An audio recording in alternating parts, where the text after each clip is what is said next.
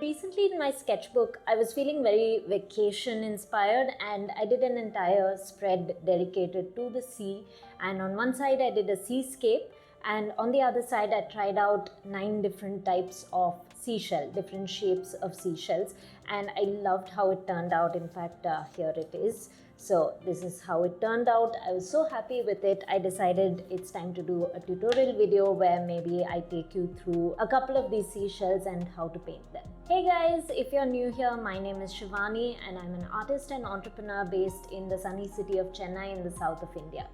I started this YouTube channel about 4 months ago, sometime in mid-Jan, and last week in fact was the first time that I actually missed posting on my schedule. If you've been following me for a while, you'd know that I usually put out videos every Sunday.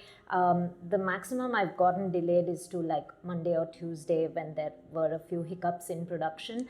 But this time I couldn't put out a video last week, and that's because while I was shooting, I just ran into so many roadblocks with that video, and it wasn't like I didn't plan in advance. I in fact shot the video 2 weeks before it was meant to go out, and once I sat down to edit about a week after shoot, I realized that there was just so much background sound. I'm not sure how I didn't realize while shooting, but the background sound was unbearable. I wasn't able to edit it out, and so I decided to scrap that and I decided to reshoot. Then I reshot, and so this time, the second time around, I actually decided to try out new equipment, and I think that was my bad. I tried new equipment without testing them out before. So I tried to shoot with my DSLR, which I have lying at home. I usually shoot on my phone, and today I'm back to shooting on my phone because yeah, once bitten, twice shy. But yeah, I tried shooting on my DSLR. I also got a new mic. So I tried out both of those. My bad that I didn't test it out in advance. And I shot the entire video, and then I realized that half the video was completely out of focus and obviously could not fix that. And then I realized it's time to shoot again, and then I had audio editing issues. So basically, like, it was just too many attempts and I wasn't able to get the output that I wanted. And then for the last 1 week, so Chennai, as you know, I have been cribbing about the heat here. It's just been incredibly sunny and hot. And I guess the universe decided to screw me over because I had been cribbing about it, and it said, you know what, I'm taking the sun away. And it's been 1 week of just being cloudy. And none of us in Chennai are used to May being cloudy. It just that does not add up. And so I've just not been able to shoot because I don't use any external lights. I just use natural light coming in through my window on this side, and I shoot my art videos on this table, and there's just been no light. So today I'm just trying. I apologize in advance in case there's any fluctuation in the lighting during the painting part of this video. But I'm here, I'm shooting. I'm excited to put this out. I can't believe it's been 2 weeks since I put out a video. I hope this doesn't happen again. And for now, let's just dive straight into these seashells. These seashells, I think, would make a great sketchbook project itself. So if you just want something to doodle in your sketchbook, it's great for that. If you want to get used to playing with gouache, color and consistencies, then this is a great project for that as well. And I think it also makes a great exterior for a greeting card or anything of that sort. So I'm excited to teach it to you today. So like I mentioned, we're going to be painting a couple of these seashells. I think let's go with the tower shell and the moon shell. I also have this landscape or seascape rather painted on this side here. I've been trying out a few landscapes in my sketchbook. I'm really enjoying the process. So if you'd like to see a video on one of those, let me know in the comments. I'd love to make it for you.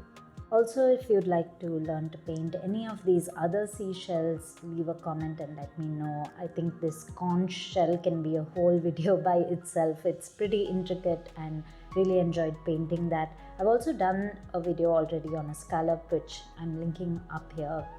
That was a video about 4 different things that you could paint with gouache when you don't know what to paint. So for today's painting, I'm going to be using this Canson Montoile paper, which I usually use in my gouache videos. It has a mild texture, and I really like that when I'm working with gouache. When it comes to the paints, I'm going to be creating these illustrations with just these 4 colors which are here. They are yellow ochre, burnt sienna, burnt umber, and permanent white. I've already laid these colors out on my palette, and I also already have a mixture on my palette which is pretty much a mix of these colors with more of yellow ochre mixed in. And I'll be using that as my base. I'll be using my ceramic palette for these paintings, and additionally I have my 2B pencil, a jar of water, a waste scrap of cloth, and my Princeton round brushes. I'm also linking to all of the art supplies that I'm using in this video in the description, and if you're based in India, you can also use my discount code to avail 10% off on Hindustan Trading Company's online store. They ship all over India, so definitely make use of that offer. I'm going to start off by just sketching out the tower shell first. I'll create a conical structure, and then I'm basically just creating these sections of the shell. I'm adding an image of my reference on the screen just so you know what I'm trying to achieve with my sketch. I create these concentric segments of the shell which keep decreasing in height as we move towards the top of the shell. Now I'll also sketch out our moon shell. I'm again adding an image on the screen for you to refer to. The sketches of these are really simple. We're just creating the basic structure of the shell, and we'll create all of the detailing once we start painting. So this one has these concentric rings happening on the left side of the shell. And that's pretty much it. I'm just cleaning up some of my lines, and then I'll go in and erase my lines to make them a lot lighter. I just want them to be just dark enough for me to be able to see them, but I don't want them to show through my paint, so I'll just lighten them up. So as you can see, the sketches of these are very simple and they're ready to start painting. I'm going to be using my Princeton size 4 round brush for these illustrations. It's wide enough for me to be able to cover enough area, and at the same time it gives me a really fine tip. I'm just wetting the beige that I have mixed up on my palette already, which, like I told you, already combined these colors. I'm just going to be adding a little bit of burnt sienna to it because I want this to have a slightly more reddish undertone to it. I'm using a small sheet of paper to just swatch the colors, and I'd highly recommend you do that, especially with gouache. What you see is not what you get. The colors dry differently from how they appear when they're wet, so it's better to just swatch it to make sure it's exactly what you had in mind. I'm finding this a lot darker than what I was going for, so I'm adding a lot of white into that, and then I'll swatch it again. I'm much happier with it now, and I'm just slightly adjusting the color to bring it to exactly what I have in mind. I'm now going to start painting the bottommost section of the shell, and then I'll start moving upwards. I'm pulling up the reference image once again on the screen for you to understand what we're going after. As you can see, the color just keeps lightening as we move towards the top of the shell, so that's how we're going to paint it as well. As I finish each section, I'm just going to add a little bit of white gradually into it. Be careful here because you don't want to suddenly lighten it too much. And like I said, with gouache, what you see is not what you get. Even while you're painting it, it might look exactly the same as the previous section. You might feel like it's not reduced in terms of its darkness, but I urge you to just wait, let it dry, and you'll be able to see better. And if you're doubtful, just use a swatching paper on the side to keep testing it out before you paint it. Just make sure you're adding tiny bits of white, and it will definitely lighten up even if it doesn't seem so while it's wet. And as we move towards the top, I want to significantly lighten it, so I'm going to start adding a lot more white at this point. And we'll just continue that way till we reach the top of the cone.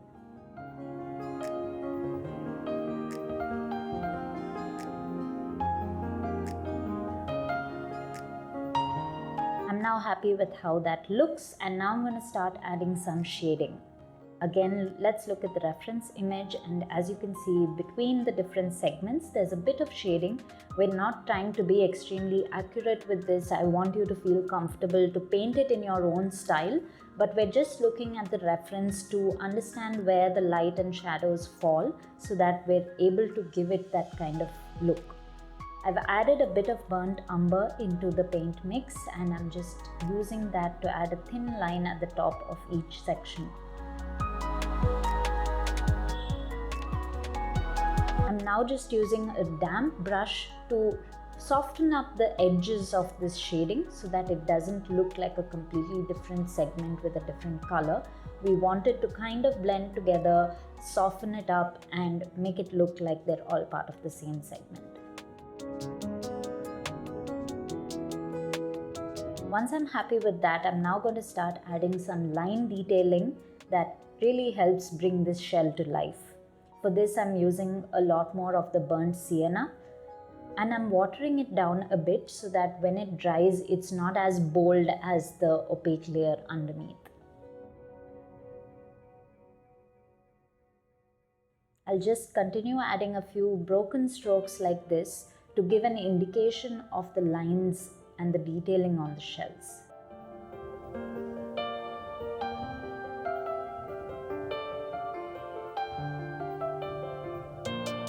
I'm just finishing it up by adding a few more shading details where I thought it was necessary.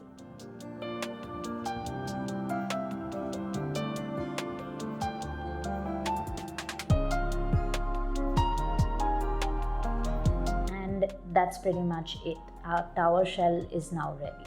So now let's start painting the moon shell. And for this one, I'm going to be using the beige mixture which I have on my palette, which, like I mentioned, is a combination of the same colors but with more of the yellow ochre. I'm adding a lot of white into this because I want to create a very light beige as the base of the shell. So I'm going to start by painting that in, and again I'm pulling up the reference image for you to look at so you can understand what I'm trying to accomplish. As you can see in the reference image, as we move to the center of the spiral on the left, the color gets a little more intense and the spirals are dense over there. So we're going to try to create that same effect. I may not go with this kind of a black tone, and like I said, you feel free to play around with it in your own style. So I'm just going to start making the beige a little darker as I move towards the center of the spiral.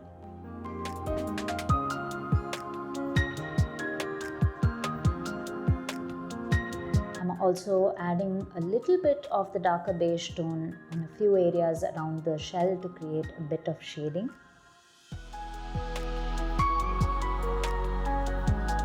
I'm now taking a bit of a burnt umber mixture and trying to create that zone of darker tone which we saw on the shell.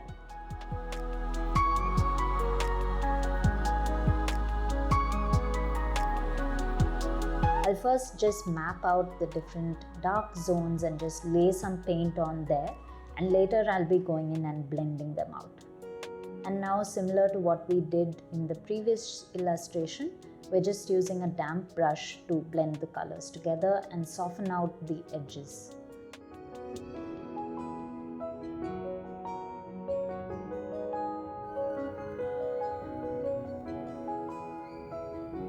Now that I've created the basic structure of the shell with the shading that I wanted, all I'm going to do is try to create those lines that we saw on the shell. These lines are kind of irregular and they move with the direction of the shell, so that's the same thing that I'm going to try to create. And for this I'm using more of burnt sienna because I want it to look a bit more reddish. What I'm doing now is just moving with the direction of the shell, and I'm looking at my reference image as I go. I'm varying the pressures that I'm applying on my brush from the tip of the brush, pressing it down to the belly and then rising it to the tip again, creating these very irregular strokes.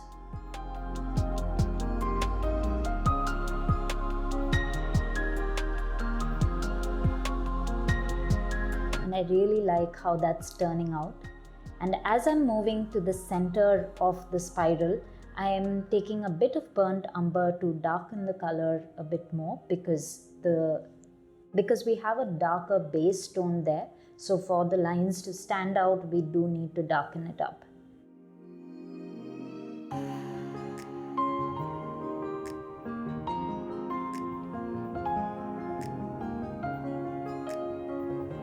So that's it. Those are our simple and beginner friendly seashells that you can paint today using just these 4 colors. I hope you enjoyed painting it, and like I mentioned before, all my materials that I used are linked in the description. You can check them out, and if you're based in India, you can avail 10% off on Hindustan's online store using my discount code. Okay, so I guess we finally got through that shoot. I'm glad and I'm hoping this is behind us, and I'm hoping I'm able to stick to my schedule and get out my videos every week. So like I told you, I put out videos every week, every Sunday. If you're interested in gouache or in starting a creative business, then you should definitely subscribe to my channel below, because I'll be putting out lots more videos in the weeks to come, not just teaching you to work with gouache, but also telling you what it's like to be an artist and a content creator starting a creative business. If you're interested to work with gouache, I definitely recommend downloading my free resource, which is linked in the description, where I teach you to paint 8 different things with gouache and also give you 17 bonus prompts of things to paint when you don't know what to paint. I also have a Skillshare class on how to paint with gouache, which is linked in the description. You can check that out as well. And I'm linking to my gouache playlist up here, which has all my videos about painting with gouache in one place. For now, I'd recommend checking out these 2 videos here. I really think you're going to enjoy them. Thank you so much for watching. As always, I will see you guys in the next one.